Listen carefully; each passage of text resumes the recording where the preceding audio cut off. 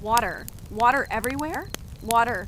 It's such a precious resource, yet here on the dry steppes in the Intermountain West, it can be hard to come by. The distances between water sources can be daunting, and the risk of dehydration is a serious concern. Most survival books and videos focus on how to find water in warm deserts, like the Sonoran Desert of Arizona. My question is, will these water-finding techniques be effective in a cold, dry steppe environment, like parts of Wyoming? By understanding the principle of condensation, it is possible to find water. These methods are based on the principle that during the day, water heats up and evaporates, and when temperatures cool at night, the vapor condenses back into liquid water. With this knowledge, all you need to do is trap the water droplets in a container to enjoy a refreshing drink. The first method is ingenious in its simplicity. Trees and plants utilize only about 5% of the moisture they absorb through their root systems. The remaining 95% is lost by evaporation. For this reason, water can be collected from plants. It involves tying a plastic bag to a tree branch or shrub and letting nature do the work. Living plants draw moisture from the ground and release it into the air throughout the day. Placing the bag over a leaf-covered branch should capture moisture, which will condense back into water.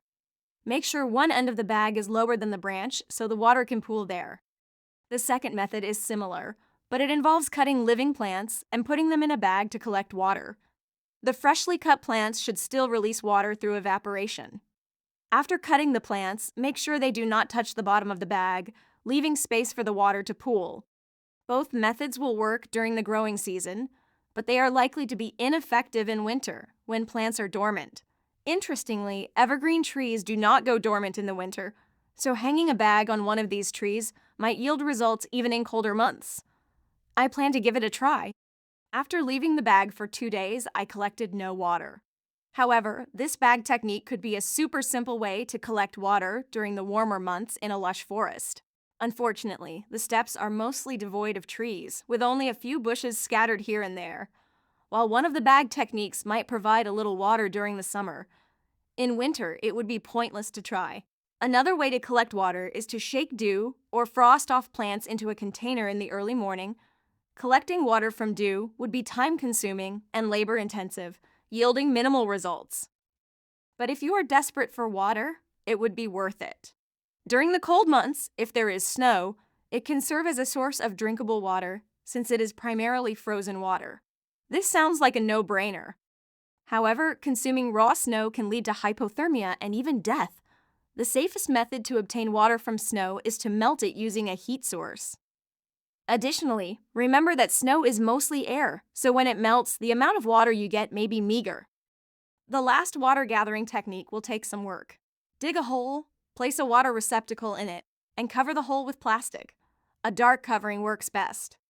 Once the hole is securely covered, place a stone in the center over the container. As moisture from the ground evaporates, it should condense under the plastic cover and flow to the lowest point, where it drops into the container, providing drinking water. However, one challenge is that few people carry shovels when backpacking, and digging into the hard ground can be difficult with a camping knife.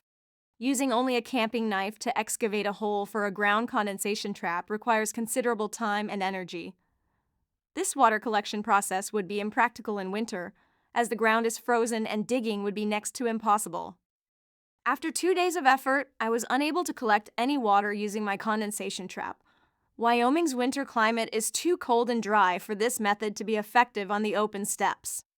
However, I did find success in an area that occasionally holds water, like a dry pond. It's important to note that these passive water condensation methods can take a long time to yield enough water for drinking, often a day or more. If you're extremely thirsty, this wait can feel agonizing. Despite these challenges, all of these water collection methods can be effective in the right conditions. If you're in desperate need of water, it's worth trying them to help save your life. Finding a water source by observing wildlife is feasible on paper. In reality, it would be hard to do. While many animals need water, tracking them or following them to a water source is impractical. However, bees are the exception. They typically fly only about 5 miles from their hives. Bees often fly in groups, and they are slow, so it is possible to follow them. Often, bees will lead you to their hive first, but for the hive to survive, there must be a nearby water source. To find water, follow the bees until you locate their water source. Keep in mind that this method will only work when the bees are active.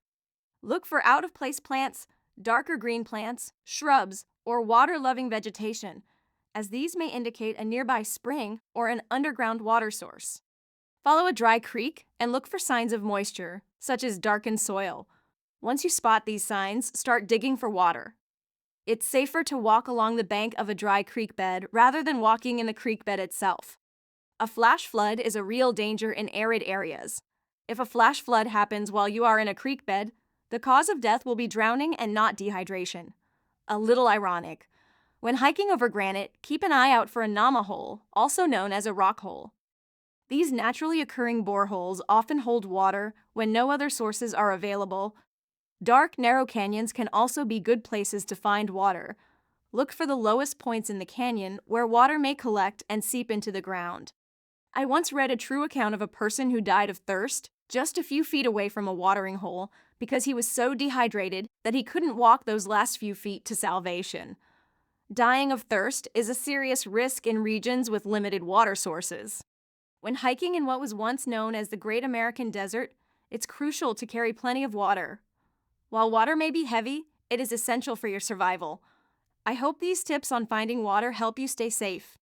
Thank you for watching. Please subscribe. Until next time, bye!